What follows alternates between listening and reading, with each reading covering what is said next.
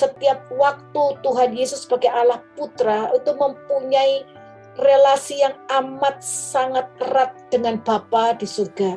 Di dalam inkarnasi Allah menjadi manusia, Sang Putra menunjukkan kepada kita, menjadi model bagi kita, bagaimana kita dapat menggenapkan rencana Allah dalam hidup kita setelah Ia menebus kita. Yaitu dengan katakan, as my Father has loved me, I too have loved you, so stay in my love. Bahwa ketika kita tinggal dalam kasih Tuhan, kita dapat hidup bagi kemuliaannya. Kita dapat melakukan kehendaknya. Kita dapat menggenapkan rencananya. Hanya kita dan Tuhan yang tahu. Apakah setiap hal yang kita jalani dalam hidup ini day by day, moment by moment, kita itu stay in His love. Sebab kita tahu pada waktu Petrus, setelah ia mendengar firman ini, dan dia berjanji pada Tuhan Yesus, bahwa ia tidak akan pernah meninggalkan Tuhan Yesus. Dan Tuhan memberikan peringatan, Petrus, kamu akan menyangkal aku. Sebenarnya yang Tuhan mau katakan adalah, bukan hanya soal penyangkalan, tapi keputusan untuk tidak tinggal dalam kasih Tuhan. Karena pada waktu itu terjadi, manusia tidak sanggup melakukan pekerjaan Allah, tidak sanggup menghadapi tantangan dalam pelayanan, tidak sanggup menghadapi kesulitan dalam hidup.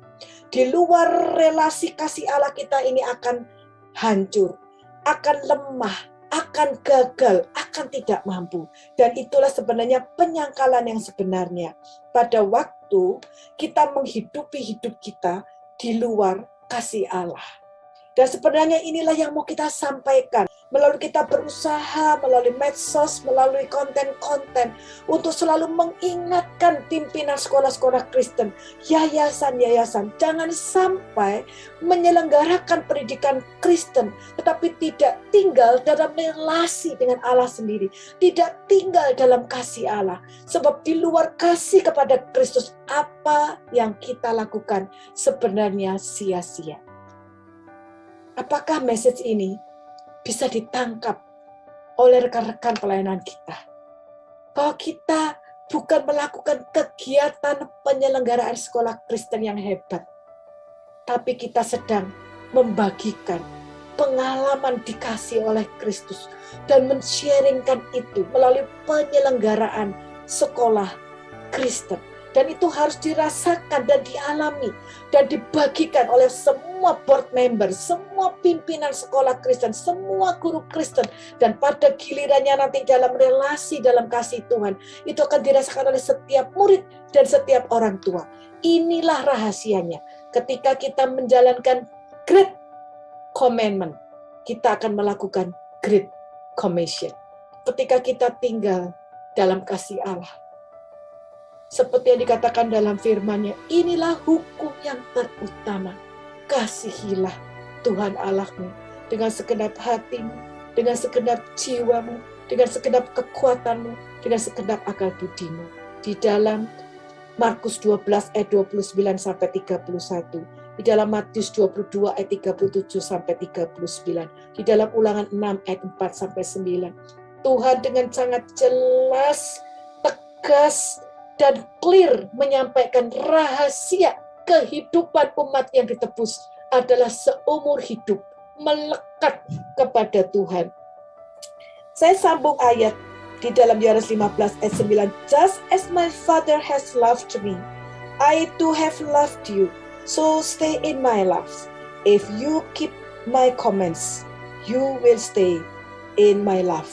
Just as I have kept my Father's commands and stay in His love.